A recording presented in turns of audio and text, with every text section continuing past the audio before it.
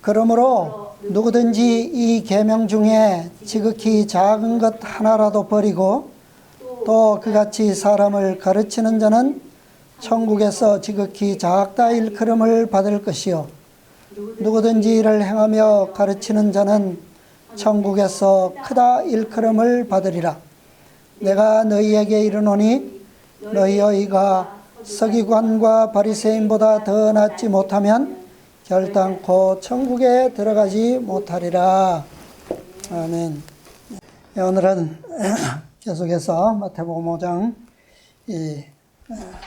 예수님께서 내가 율법을 폐하러 온 것이 아니라 폐하러 온 것이 아니요 도리어 완전케 하려 함이로다 라고 말씀하셨죠.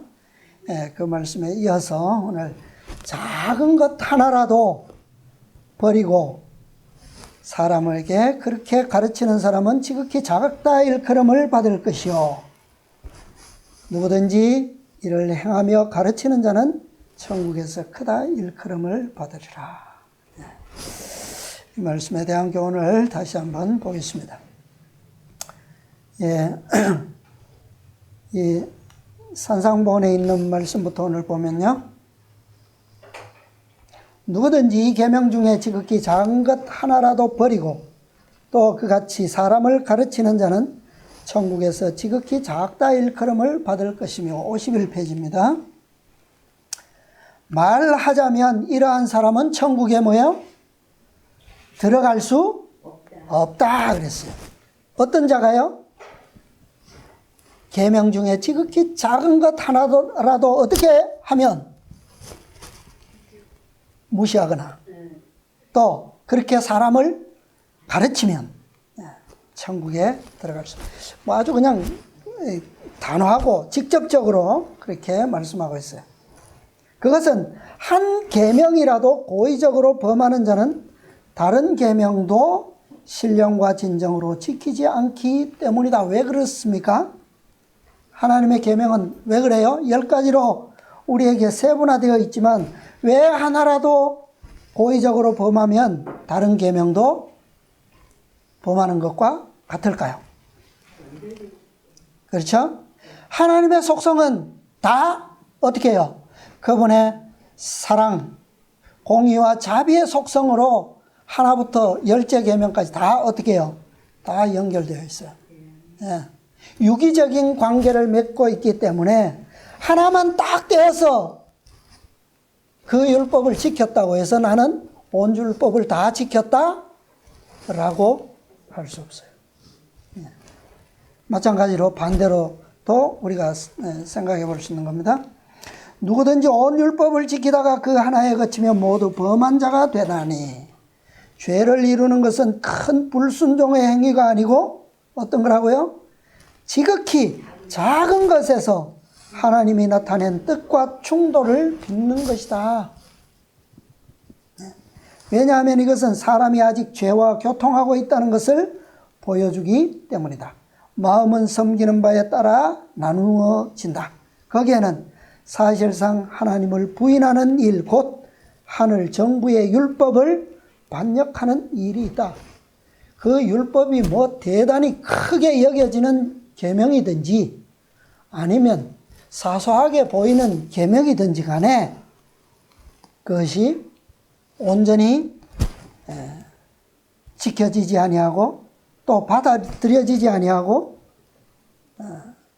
불순종하고 있다고 하는 것은 사실상 그 마음에는 어떤 정신이 있다는 거라고요? 하나님을 부인하는 일. 다시 말하면 그분의 정부의 율법에 대해서 반역하고 있다. 뭐 우리가 늘 그러한 생각과 그런 어떤 인식 속에서 뭐 실수하거나 범죄하는 것은 아니지만 그렇다고 하는 것은 나도 모르는 내 중심에 그런 정신이 아직 뭐예요? 있다는 거예요.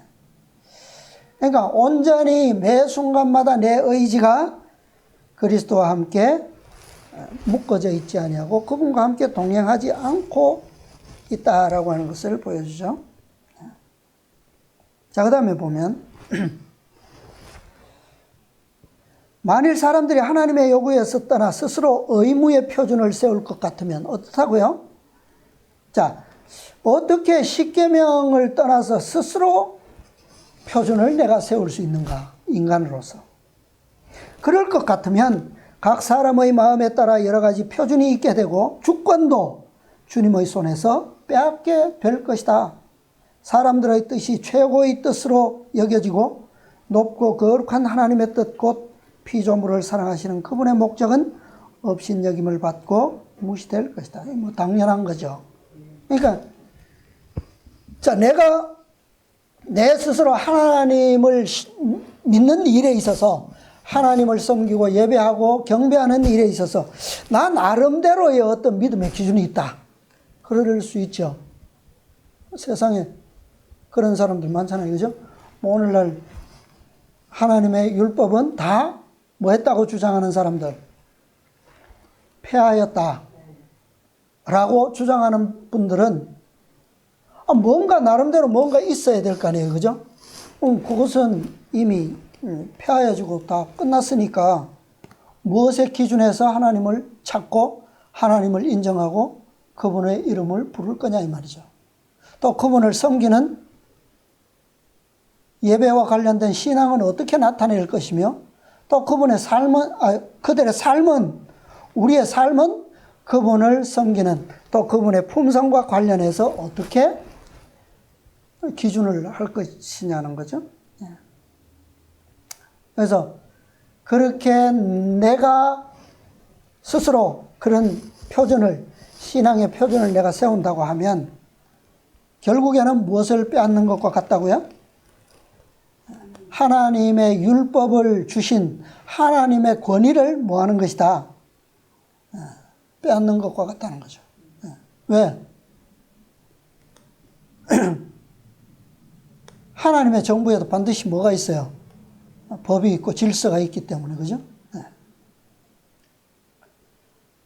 근데 주신 율법은 다 예수님께서 다 오셔서 폐하셨다 라고 주장하면 그럼 2000년 동안 어떤 기준 속에서 우리가 하나님을 섬깁니까? 자, 마지막 때에 이러한 그 조류가 하나님의 법을 무시하고 무효화하는 이러한 조류가 온 세상을 휩쓸 때 이 사단이 어떤 법을 세웁니까? 일요일 법령을 세우게 되죠. 그렇게 세워지는 거예요. 사람들의 마음에서 하나님의 율법에 대한 그 존경심과 그러한 모든 그 심판에 대한 두려움, 어떤 그런 것이 다 무너져 버릴 때에 사단은 자기의 법을 그들의 마음속에 던지는 거죠. 그러니까 사람이 이 스스로 의무의 표준을 세우는 것은 하나님의 율법의 요구를 무시하고 멸시하는 행위죠. 아무리 그 목적과 동기가 순수하다 할지라도 하나님을 예배하고 찬양하는 그런 것과 일치하는 그 목적을 가지고 있다 할지라도 방법에 있어서 어떻게 하면요. 그분께서 지정하신 그러한 법도와 일치되지 않다면 그 동기가 완전할 수 있습니까? 그 목적이 성취될까요, 완전히? 결코 그렇게 될 수 없어요. 하나님의 법은 그분께서 지정하신 것 안에서, 그 법도 안에서만 완전한 의를 이룰 수가 있습니다. 그러니까 분명히 지정된 그 명령, 예를 들어서 하나님의 율법은 다 무엇이 있어요? 때와 장소가 있습니다. 그렇죠? 왜? 이 세상에는 이 하나님의 의와 또 사단의 그 죄가 양립되고 있기 때문에 어떤 순간 어떤 선택에서도 하나님께서 요구하시는 때와 장소가 분명히 있어요. 그죠? 율법은 그것을 요구합니다. 그것에 순종하는 것만이 그분의 율법이 요구하는 절대적인 의의 속성이라고 하는 거예요. 절대로 이러한 것에 있어서 우리는 말씀에 벗어나서 기만을 당할 필요가 없습니다. 자, 그 다음에 산상보훈 52페이지입니다. 사람들이 자기 스스로의 길을 택할 때에는 언제나 하나님을 대적하는 위치에 이르게 된다. 이것은 단순한 문제가 아니죠. 내가 선택해도 되고 선택하지 않아도 되는 그런 문제가 아니라는 거죠. 내가 의도적으로 그것을 선택하지 않는다라고 하는 것은 그것은 뭐라고요? 하나님을 대적하는 것이다. 그래서 예수님께서도 비슷한 그런 의도로 말씀하신 것이 있죠. 나와 함께 모으지 아니하는 자는 해치는 자다. 그러니까 나는 모을 선택을 할 수도 있고 하지 않을 수도 있다. 이건 자유가 아니란 말이에요. 그죠? 그리스도인은 다 어떤 의무가 있는 겁니까? 그리스도와 함께 모을 때만이 그분과 함께 하는 거예요. 하지 않는 자는 해치는 자다 그랬어요. 여기 똑같은 맥락의 말씀이거든요. 스스로의 길을 선택할 때에는 언제나 하나님을 대적하는 위치다. 다시 말하면 반대로 말하면 하나님의 율법을 선택하지 않을 때는 그게 자유가 아니라 그것은 분명히 뭐예요? 사단의 길을 선택한 것이다. 왜요? 우리는 이미 그런 품성을 가진 역사가 있기 때문에, 그죠? 육신은 그렇게 되도록 되어 있다는 말이죠. 그들은 하늘나라에서 있을 자리를 얻지 못할 것인데 그것은 스스로 하늘의 원칙에 대항하여 싸우고 있기 때문이다. 하나님의 뜻을 무시함으로써 그들은 하나님과 사람의 원수인 사단의 편에 가담하고 있다. 사람은 하나님의 한 말씀이나 여러 말씀으로 살 것이 아니고 어떻게 산다고요? 그분의 모든 말씀으로 살 것이다. 다시 말하면 그분의 많은 말씀으로 살지만 몇 개의 말씀은 내가 조금 동의하기가 쉽지 않아. 내 삶과 어울리지 않아. 이런 사람은 뭐라는 거예요? 결국 하나님의 말씀으로 살고 있지 않다는 것과 같다는 말이에요. 그죠? 아무리 하찮게 보이는 말씀 하나라도 무시하면 뭐하다? 안전할 수 없다. 율법 가운데서 이생과 내세에서 다같이 사람의 유익과 행복을 위하지 않는 계명은 하나도 없다. 사람은 하나님의 율법을 순종함으로써 울타리에 둘려있는 것처럼 악에서 보호를 받게 된다. 하나님께서 구축해 놓은 이 방호벽을 한 곳이라도 무너뜨리는 자는 그를 보호해 주는 그 능력을 파괴하는 것이다. 보호하는 울타리라고 하는 것은 단 한 곳이라도 뚫어지면 안전할 수가 없죠. 그 도피성, 그것은 사방이 어떻게 해요? 안전하게 확보된 곳을 도피성이라고 그러죠. 그 다음에 견고한 성이라고 하는 것은 뭐예요? 난공불락의 요새라고 하는 것은 사방이 어떤 거예요? 사방이 안전하게 둘러싸여진 그러한 성을 의미하죠. 단 한 곳이라도 뚫어지면 우리가 옛날 역사의 일화를 잘 알죠? 바벨론이 어떻게 무너졌습니까? 사방으로 이렇게 인공못을 파서 다 이렇게 성벽을 이중으로 다 해놨지만 하룻밤 사이에 성이 함락됐잖아요. 한 곳만 뚫리면 그렇게 된다는 거죠. 물길을 싹 돌려버리니까 길이 저절로 나버리죠. 왜냐하면 원수가 들어와서 황폐케 하고 멸망시킬 길을 열어놓기 때문이다. 그러니까 원수는 그 난공불락의 요새를 한 곳만 이렇게 열기 위해서 했습니까? 아무리 난공불락이라도 요새 같은 곳이라도 사방의 틈을 다 노리고 있죠. 사방의 틈을. 예. 그렇기 때문에 단 한 곳이라도 뚫리면 그것은 결코 안전하지 않습니다. 그래서 하나님의 계명은 들어에 따라서는 생각에 따라서 어떤 계명은 중요하게 보는 사람도 있고 어떤 계명은 이건 나하고 별로 상관없는 것 같아. 그렇게 생각하는 사람도 있다는 거죠. 예. 자, 아무리 사소한 한 가지지만 그것이 선악을 분별할 수 있는 성격의 것에 속한다면 아무리 작은 것이라도 그것이 내가 딱 상황을 판단해 볼 때 이것은 옳고 그름이 분명히 분별이 돼. 그렇다면 그것은 뭐 해서는 안 됩니까? 사소한 것이라 할지라도 무시해서는 안 돼요. 아무리 사소할지라도 그것이 우리의 순종이 요구되는 문제라면 작은 문제일지라도 그것은 의문의 여지가 없어야 합니다. 우리에게는. 그죠? 예.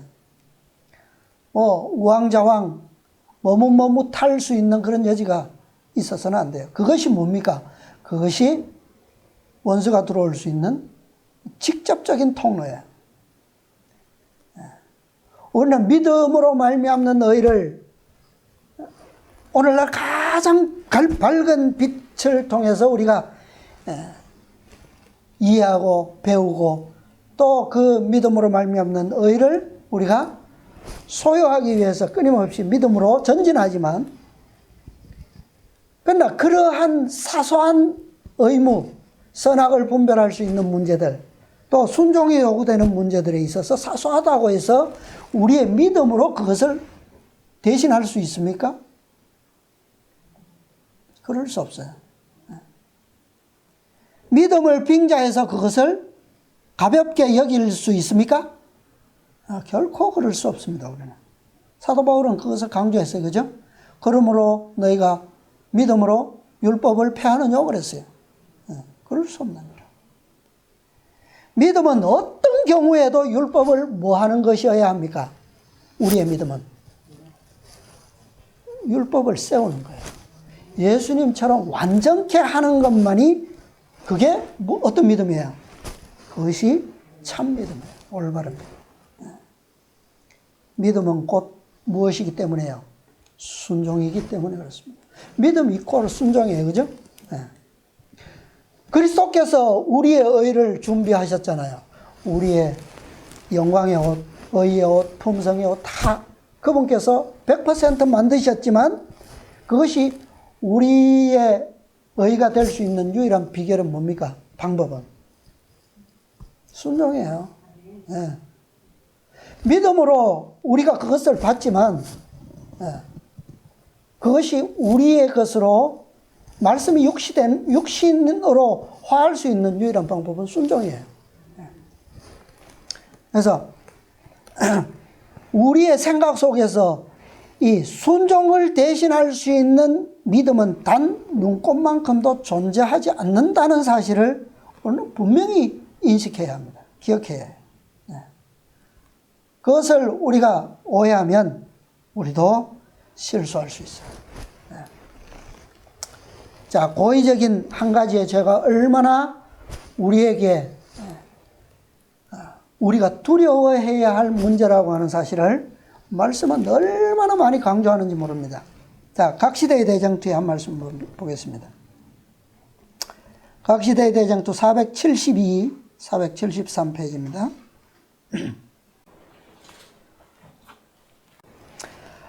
하나님의 말씀의 증언은 있어요. 472, 473.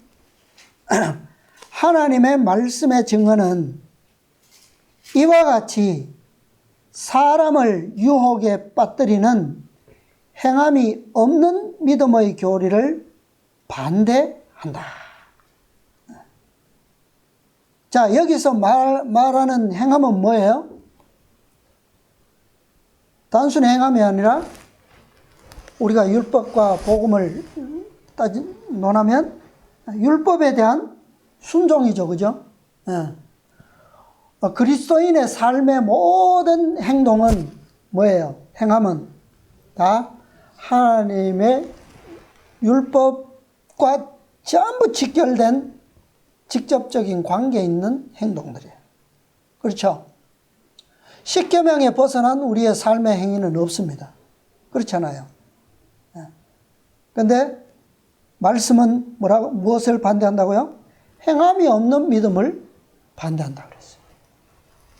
은혜를 받는데 필요한 조건을 이행하지 않으면서 하나님의 은총을 받겠다고 주장하는 것은 믿음이 아니라 뭐라고요?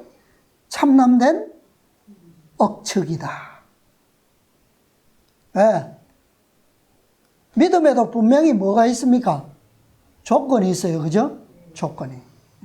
왜냐하면 참된 믿음은 성경의 약속과 법도의 근거를 두고 있기 때문이다. 이 약속과 법도에 의거되지 아니한 주장의 믿음은 다 뭐예요? 거짓 믿음이에요. 그죠? 하나님의 요구 중 한 가지를 고의적으로 범하면서 거룩해질 수 있다는 신조를 가지고 스스로 속지 말라. 죄인 줄 알면서 범하게 되면 깨우쳐주는 성령의 음성을 침묵해 하고 자신을 하나님에게서 떠나가게 한다. 반드시 우리가 고의적인 범죄를 작지만 하면 성령께서 우리의 마음을 분명히 어떻게 하신다고요? 그것을 알게 합니다. 그죠? 왜? 우리는 이미 고의적으로 그것을 생각으로 알면서도 그것을 선택했기 때문에, 그죠? 근데 우리가 그렇게 하게 되면 성령의 깨우쳐주는 음성에 대해서 더 이상 뭐 하게 된다고요? 침묵해 되어버린다. 죄는 불법이며 범죄하는 자마다 그를 보지도 못하였고 그를 알지도 못하였다. 요한은 그의 편지서들을 통하여 사랑을 충분하게 묘사하고 있지만 그는 하나님의 율법을 범하는 생애를 하면서도 거룩하게 될 수 있노라고 주장하는 부류에 속한 사람들의 참모습을 나타내기에 주저하지 아니한다. 저를 아노라 하고 그의 계명을 지키지 아니하는 자는 뭐하는 자다? 분명히 거짓말하는 자다. 그 속에 뭐가 없다고요? 진리가 그 속에 있지 아니하되 누구든지 그의 말씀을 지키는 자는 하나님의 사랑이 참으로 그 속에서 온전케 되었느니라. 네. 여기에 모든 사람의 신앙 고백을 검토해 볼 수 있는 시금석이 있다. 네. 모든 사람의 신앙 고백, 믿음, 그리고 그들의 삶의 진위를, 진짜 여부를, 품성의 진위를 검증할 수 있는 유일한 시금석은 뭐밖에 없다고요? 그게 율법이에요. 그죠? 순종입니다. 네. 우리는 하나님께서 하늘과 땅에서 성결의 표준으로 정해주신 유일의 척도로 재어보지 않고서는 어떤 사람도 성결하다고 할 수 없다. 이게 유일한 척도라 그랬는데 율법을 폐하면 뭐 기준이 있어요, 없어요? 도덕적 율법의 가치를 느끼지 않는 자들, 하나님의 계명을 소홀히 하거나 등한히 여기는 자들, 계명 중의 지극히 작은 것 하나라도 범하고 또 그렇게 남을 가르치는 자들은 하나님의 눈에 존중이 여겨질 수 없다. 그러므로 우리는 그들의 주장이 근거 없는 것임을 알 수 있다. 지금은 우리가 그럴듯하게 속을 수도 있어요. 그들의 주장. 왜냐하면 그들의 생애를 보면 참 거룩한 사람들처럼 보이죠. 그죠? 정말 이웃을 제 몸같이 사랑하는 것처럼 그렇게 사는 사람들이 있어요. 그러나 지금은 뭐 하기 때문에 아직은 하나님의 충고와 은혜가 있기 때문에 우리가 그것에 충분히 의지할 수 있고 또 그런 능력이 주어지기 때문에 가능할 수도 있습니다. 그러나 어떤 때가 오면 극렬한 풀무불에 시험이 오면, 그죠? 그 사랑이 거짓 사랑인 것을 볼 수 있다는 거예요. 왜요? 지금은 우리의 마음의 동기와 행위가 일치하지 않게도 보일 수도 있다는 거예요. 그죠? 사단이 그렇게 얼마든지 속이기 때문에. 네. 자, 그 다음에 교회정은 5권에 있는 한 말씀 읽어보겠습니다. 5정은 433, 434페이지. 하나님께서는 우리에게 상세한 지시를 하셔서 아무도 실수할 필요가 없게 하셨다. 성경은 너무나도 상세하죠. 그분께서는 사람이 떡으로만 살 것이 아니요 하나님의 입으로 나오는 모든 말씀으로 살 것이라고 말씀하신다. 영감을 통하여 주어진 진리는 교훈과 책망과 바르게 함과 의로 교육하기에 유익하다. 하나님께서 말씀하신 한 말씀으로가 아니요. 아까 뭐라 그랬습니까? 많은 말씀으로가 아니고 모든 말씀으로 사람이 살 것이다. 그대에게 아무리 사소해 보일지라도 그대는 그분께서 주신 한 말씀, 단 하나의 명령도 무시하고서는 안전할 수 없다.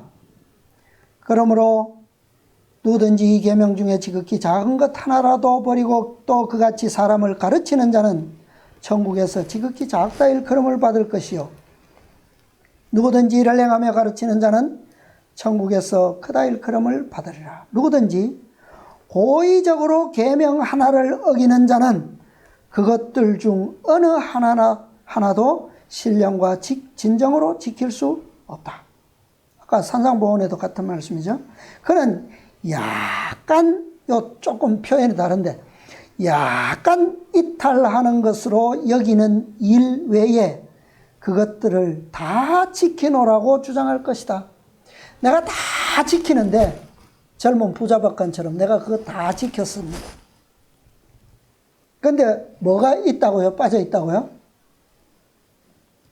조금, 아주 조금, 약간 이탈하는 것 외에는 다 지키고 있다는 거예요. 근데 그 약간 이탈하는 게 뭐라고요? 그건 각자마다 다르겠죠? 그러나 만일 그가 고의적으로 한 가지 점을 어기게 되면 그는 모두를 범하는 죄를 범하는 것이다. 아까는 단 한 가지라고 그랬고 여기서는 약간 이탈하는 거다 그랬어요. 그것을 대부분의 사람들은 뭘로 여기지 않습니까? 죄로 여기지 않아요. 불순종으로 여기지 않습니다. 약간. 왜? 그것은 내가 이것은 선택해도 되고 선택해도 되지 않는다라고 생각하기 때문에 그래요. 그런데 내가 선택하지 않는 것은 그럴 자유가 있다 없다? 없어요. 네. 내가 선택하면 그것은 순종이지만 선택하지 않으면 그건 뭐라고요? 반영이다 그랬어요. 반영. 네. 자, 우리가 마지막 때에 가장 이 절대적인 시험으로 닥쳐올 계명이 뭡니까? 안식일이죠. 네. 자, 안식일에 대한 그러면 시험은 완전할까요? 아니면 부분적으로도 시험이 될까요? 완전하게 오겠죠. 그죠? 네. 왜?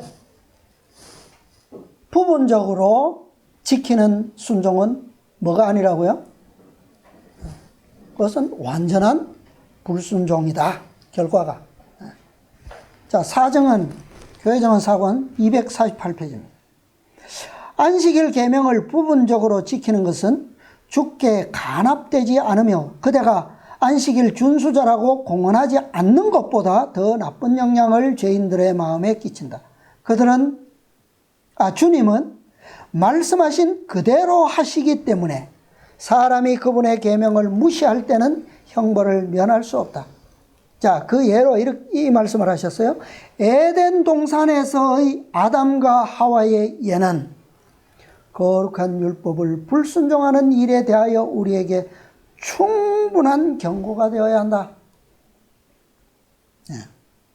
안식일을 내가 안식일날 성전에 와서 예배드리고 말씀 잘 듣고 아멘하고 그러면 나는 안식일 다 잘 지킨 거야. 정말 그렇습니까? 여기 그래서요. 에덴 동산에서의 아담과 하와가 불순종한 거. 그게 뭐 여러 가지 한 10가지 많이 했습니까? 몇 가지 한 거예요? 몇 가지? 단 한 가지 불순종한 거죠. 그죠? 근데 그 작은 불순종 그 하나가 우리에게 뭐가 된다고요? 충분한 경고가 된다. 원수의 그럴듯한 유혹에 귀를 기울인 우리의 첫 조상들의 죄는 세상에 범죄와 슬픔을 가져오고 하나님의 아들이 하늘 궁정을 떠나 지상의 비천한 처지에 놓이게 하였다. 그분은 당신이 친히 축복하시러 오신 바로 그들에 의해 모욕과 거절과 십자가의 형을 받으셨다.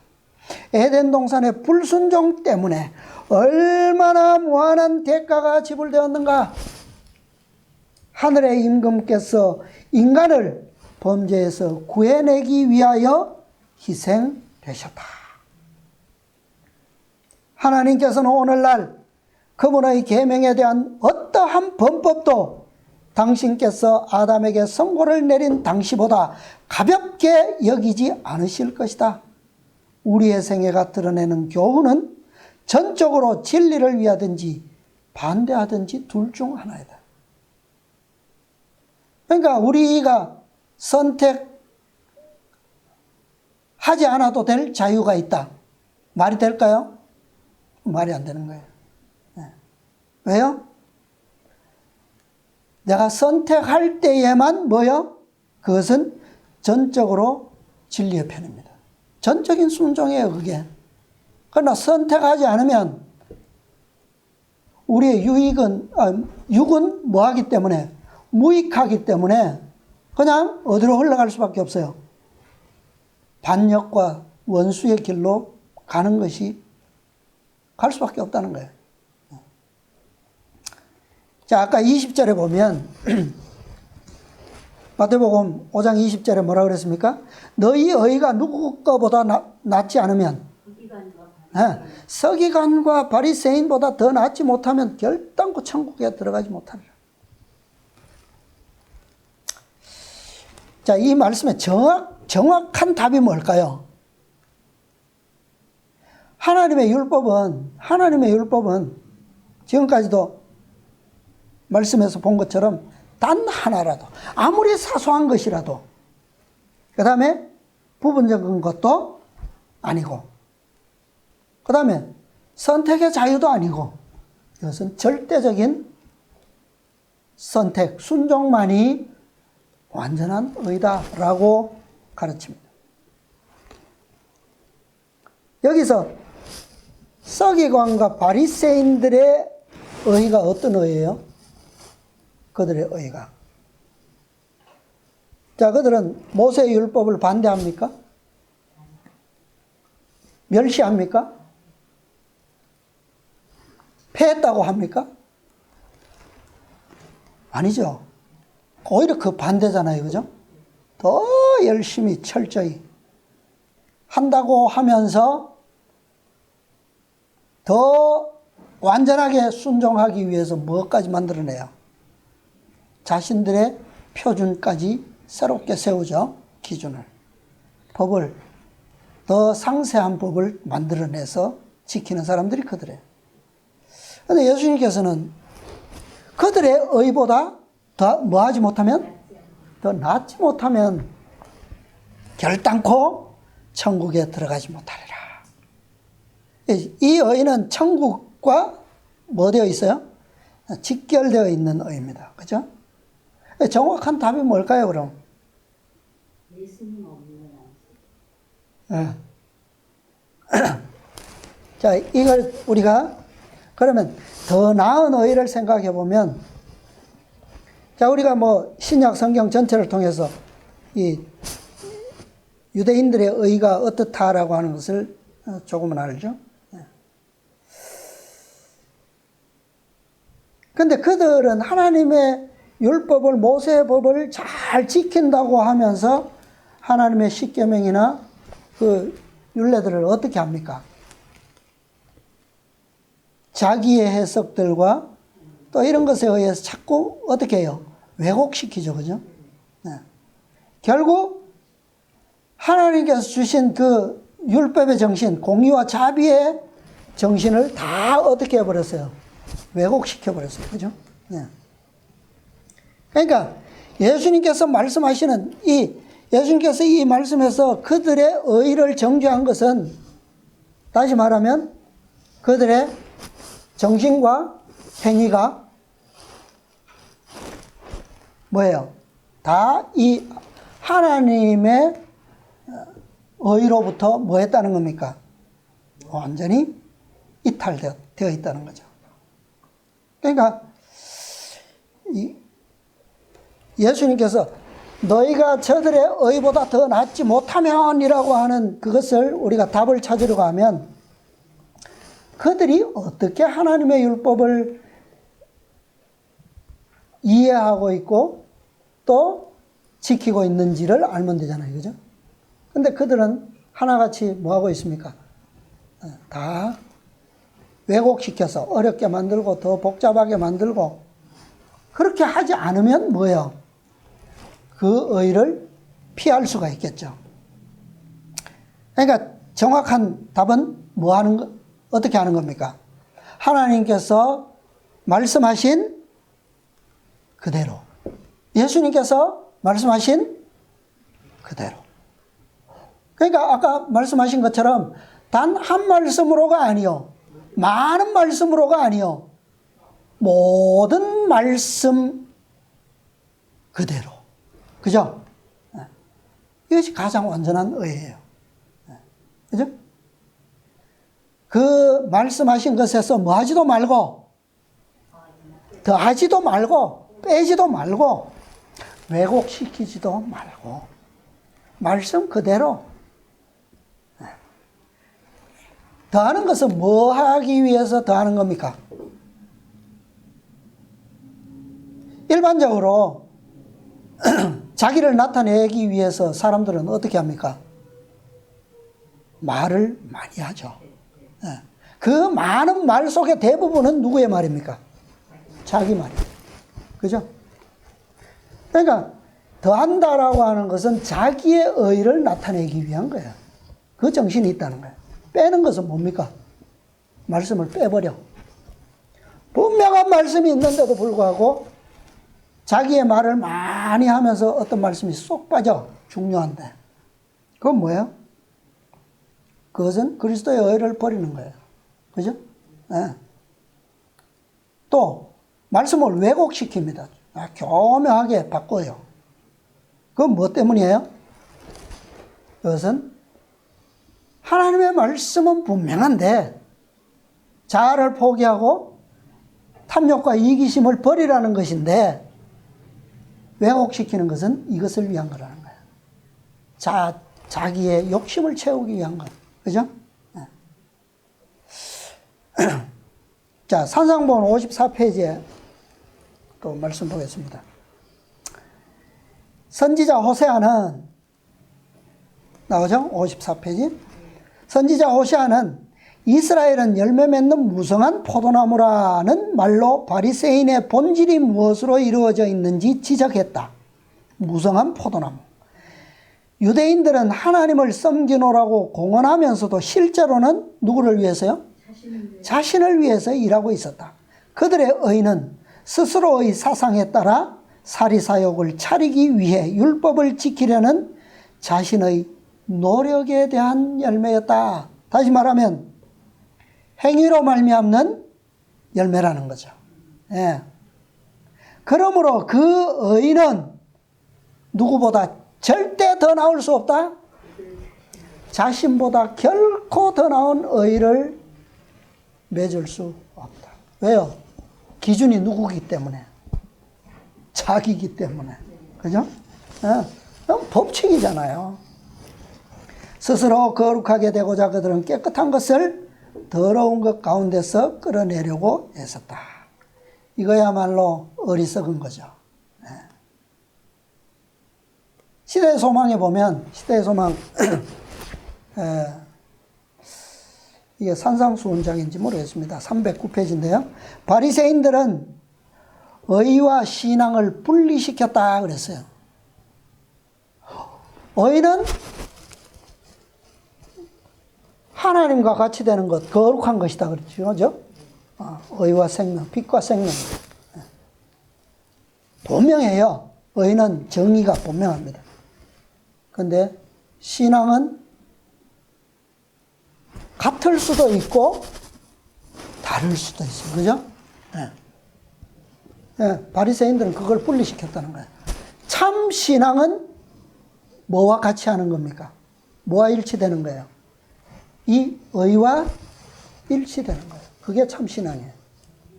그런데 바리새인들은 그걸 분리시켰어요. 그러니까 분리되었다라고 하는 것은 참 신앙이 아니라는 거죠. 그러니까 그들은 뭐에 매달리는 겁니까? 진짜 의의 근본과 분리되어 버리니까 껍데기에 매달릴 수밖에 없죠. 그래서 의식의 준수에는 철저할 수밖에 없어요. 그러나 그들의 삶에서 나오는 모든 풍기는 것은 조속하고 부도덕하고, 그죠? 그래서 그들은 겉으로는 뭘 공언합니까? 의를 가졌노라고 공언하죠. 가장 위대한 신앙을 가지고 있다고 공언합니다. 그들만이 하나님의 성민이라고 주장하잖아요. 그죠? 그러나 그런 신앙이 결국은 결과가 뭐예요? 무엇을 맺었어요? 저들의 신앙의 종결은 무엇으로 끝났어요? 하나님의 아들을 어떻게 했습니까? 죽이는 게 끝이었어요. 성경상 신앙이란 곧 매일의 생애를 성결하게 하고 모든 사업상 거래와 모든 사교 관계에서 이 신앙을 나타내는 것을 말한다. 다시 말하면 의와 신앙이 뭐 되는 것? 일치되는 것. 그게 참 신앙이라는 거죠. 성경상 신앙.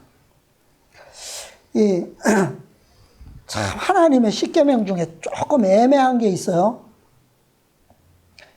이 십계명 다 읽어보면 뭐 하지 말라, 뭐 하지 말라, 뭐 선하게 뚜렷하게 구별되어 있어요. 거짓 증거하지 말라, 도덕질하지 말라, 간음하지 말라, 살인하지 말라. 뚜렷하잖아요. 그죠? 근데 애매한 게 있어요. 그게 뭡니까? 내 부모를 공경하라. 어떻게 하는 게 공경하는 걸까요? 마가복음에 보면 예수님께서 이렇게 마가복음 7장 6절입니다. 가라사대 이사야가 너희 외식하는 자에 대하여 잘 예언하였도다. 기록하였으되 이 백성이 입술로는 나를 존경하되 마음은 내게서 멀도다. 그러니까 하나님의 백성들은 당연히 하늘에 계신 아버지를 뭐 할 의무가 있어요? 공경해야 될 의무가 있어요. 그죠? 근데 입술로만 뭐 한다고요? 존경한대요. 마음은 내게서 멀다. 사람의 계명으로 교훈을 삼아 가르치니 나를 헛되이 경배하는도다. 너희가 하나님의 계명은 뭐하고? 버리고 무엇으로? 사람의 유전을 지키느니라. 또 가라사대 너희가 너희 유전을 지키려고 하나님의 계명을 잘 저버리는도다. 모세는 내 부모를 공경하라 하고 또 아비나 어미를 회방하는 자는 반드시 죽으리라 하였거늘 너희는 가로되 사람이 아비에게나 어미에게나 말하기를 내가 드려 유익하게 할 것이 고르반 곧 하나님께 드림이 되었다고 하기만 하면 그만이라 하고 제 아비나 어미에게 다시 아무 것이라도 하여 드리기를 허하지 아니하여 너희의 전한 유전으로 하나님의 말씀을 폐하며 또 이 같은 일을 많이 행하느니라 하시고, 예수님께서는 이 육신의 부모에게 하는 그 공경을 누구에게 하는 것처럼 설명하셨습니까, 지금? 하나님께 하는 것처럼 똑같이 그렇게 예를 드셨어요. 그런데 이 유대인의 신앙이 어떻게 한다고요? 부모를 공경하라 그랬는데 그 의무를 어떻게 한다고요? 그 공경할 의무를, 이거는 하나님께 드렸기 때문에,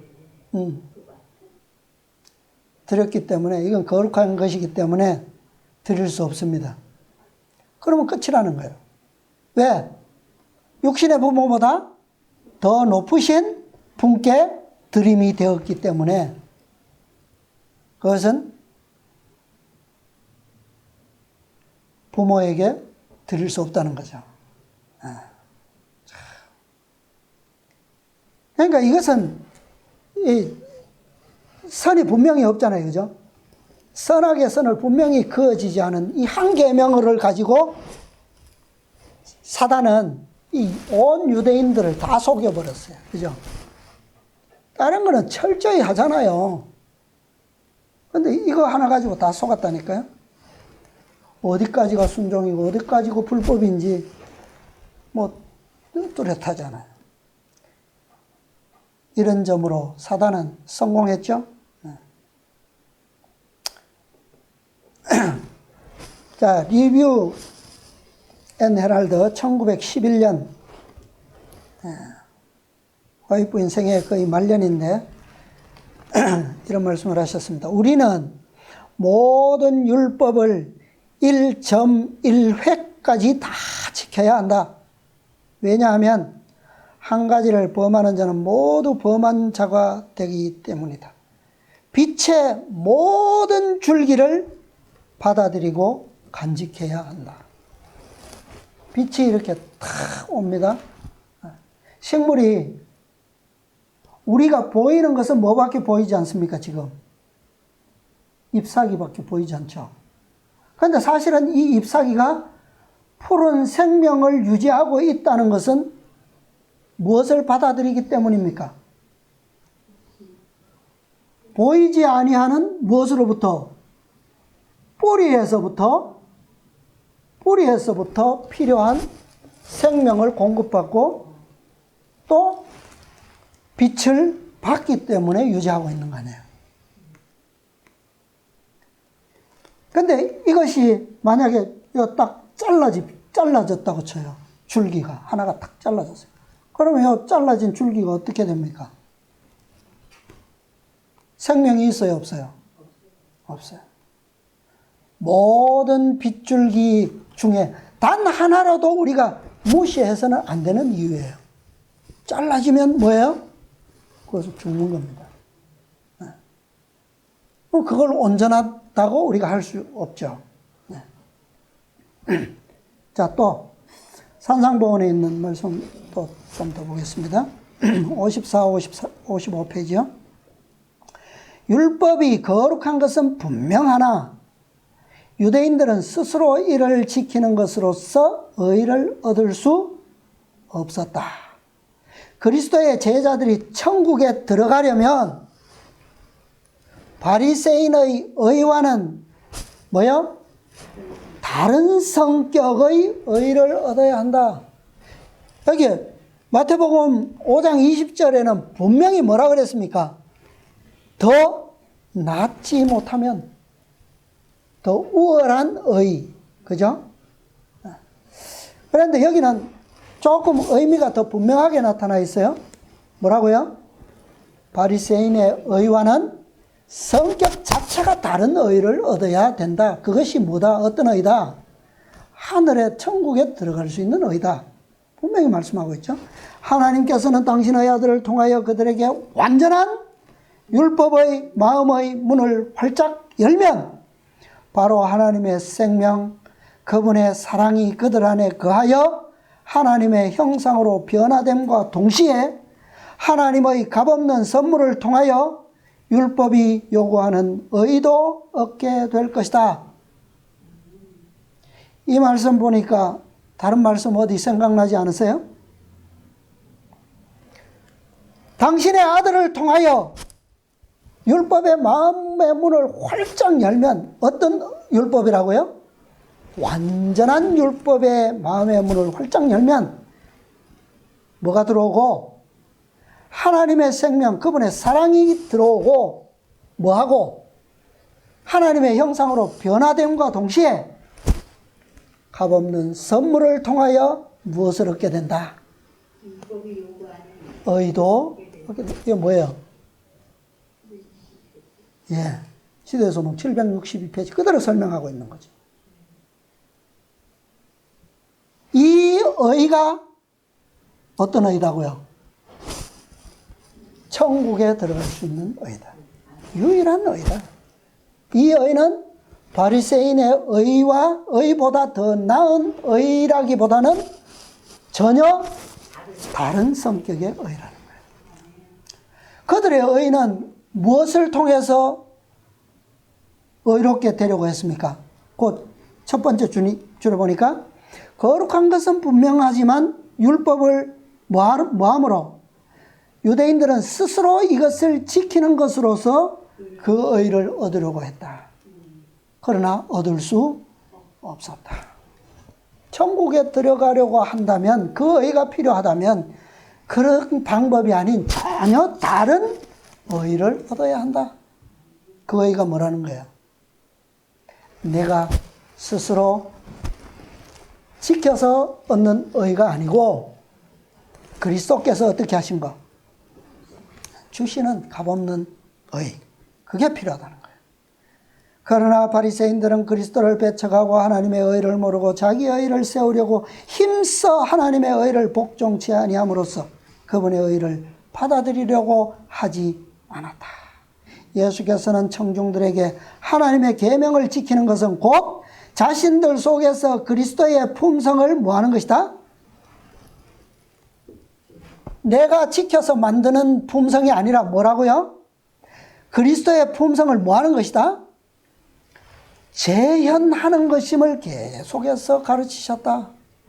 예, 이 의를 소유한 사람, 이렇게 의를 만든 사람, 받은 사람은 내가 하나님의 계명을 순종하는 게 뭐라고요?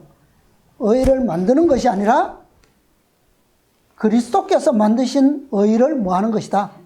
재현하는 것이다. 그렇게 가르치셨다. 그것은 그분을 통해 하나님이 매일 그들에게 뭐 하셨기 때문이다? 나타나셨기 때문이다. 이 의를 소유한 자는 매 순간 행하는 것마다 뭐예요? 그 의가 재현되는 거예요. 재현. 그러므로 그것은 내가 하는 겁니까? 내가 만들어내는 의입니까? 그랬잖아요. 그분의 하나님의 생명, 그분의 사랑이 어떻게 해서 그들 안에 거하여 하나님의 형상으로 변화되고 그랬어요. 그죠? 그러면 이것은 우리 스스로 만들어내지는 의가 아니라는 거죠. 그분께서 만드시는 거예요. 이 의는 인간이 스스로는 결코 취할 수가 없습니다. 1.1회까지도 오차가 없는 완전한 의.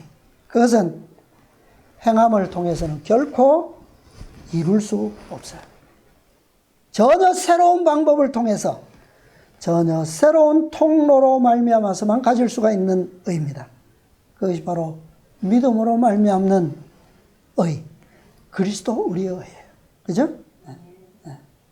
또 다른 천사가 가져온 비밀이에요. 이것이.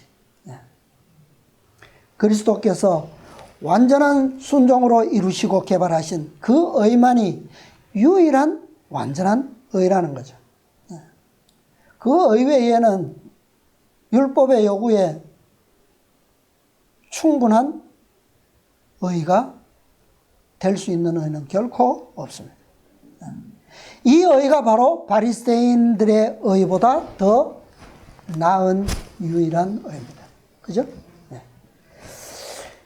우리가 정말 시대소망 762페이지의 말씀을 진실로 믿고 이해할 때 그것은 바리새인들의 의보다 더 나은 유일한 의를 발견하게 되는 것이고 우리가 소유할 수 있는 유일한 길이라고 하는 거예요. 예. 그것을 누구를 통해서요? 아들을 통하여 그랬어요. 아들을 통하여 완전한 율법의 마음의 문을 활짝 열 때, 그때에 왜요? 그렇게 되면 예수님께서 나중에 그러셨죠? 무거운 짐진, 수고하고 무거운 짐진 자들아 다 내게로 오라. 누구에게 외친 겁니까? 지금까지 스스로 의를 만들어 보려고, 천국에 들어가 보려고, 하나님의 의를 얻어 보려고, 지금까지 수천 년 동안 조상 대대로 배운 바를 외우고 행하면서 살아왔던 유대인들. 그들은 다 어떤 자들입니까? 수고하고 무거운 짐진 자들이었어요. 다 내게로 와라. 어떻게 해주겠다? 이제는 쉬게 해주겠다. 왜? 내 멍에는 쉽고 가볍기 때문이다. 예. 예수님께서 오셨을 때 이것을 가르치셨어요.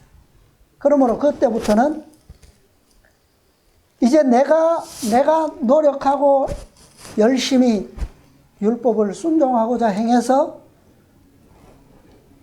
얻는 그 무거운 짐으로 되는 의가 아니라 그리스도께서 충분하고도 완전하게 이루신 그 의, 그것을 어떻게 하시겠다고요? 이제는 그냥 주마. 마지막 한 말씀 읽어보겠습니다. 리벤 헤럴드, 아까 읽었던 말씀인데요. 1911년 6월 22일자. 우리는 모든 율법을 1.1회까지 다 지켜야 한다. 자, 이 말씀이 이제 어떤 의미인지 이해가 되죠? 우리가 지키는 겁니까? 아들을 통하여 그랬죠. 그죠? 예. 그분만이 1.1회까지 떨어지지 아니하고 다 이루리라, 그 말씀을 성취하신 분이에요. 그리고 그분만이 그 성취를 이루셨기 때문에 우리에게 주실 수 있는 거죠. 왜냐하면 한 가지를 범하는 자는 모두 범하는 자가 되기 때문이다. 빛의 모든 줄기를 받아들이고 간직해야 한다. 그대는 어떤 희생을 치르더라도 십자가를 지고 예수님을 따르라. 그의 명예는 쉽고 그의 짐은 가벼움을 깨닫게 될 것이다. 아멘. 이것은 우리가 의를 얻기 위하여 희생을 치르는 게 아니에요. 그죠? 우리가 십자가를 지고 예수님을 따르는 것은 우리가 율법을 순종함으로 얻는 의를 얻기 위함이 아닙니다. 그죠? 왜요? 이제는 그분께서 내 안에, 그분의 의가 내 안에서 생명력을 가지고 뭐 하시기 때문에? 나를 통해서 일하시기 때문에. 그런 믿음으로 따르는 자는 어떤 희생이 따를지라도 그것은 뭐 하지 않습니까? 아까 우리 아침에 만나보셨잖아요. 이 땅에서 우리가 환난을 당하지만, 어려움을 당하지만 하늘에서 너무나도 천국은 뭐 하다고요? 값싸다. 그걸 알기 때문에. 왜요? 그렇게 해보니까 뭐가 돼요? 지금까지 지고 힘들게 왔던 그 짐이 뭐예요? 너무나도 쉽고 가벼웠더라. 그거죠. 그런 자들은 끊임없이 그 방법만을 뭐 할까요? 따를 것입니다. 우리 모두 주님께서 역사하실 때에 주님께서 허락하시는 은혜에 값없는 풍성히 누리시고 또 주님과 함께 보좌에 함께 앉으시게 되기를 간절히 바랍니다.